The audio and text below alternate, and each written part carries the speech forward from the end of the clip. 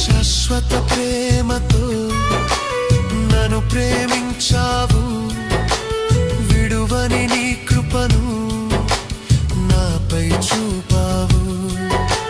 నీ అభిషేకము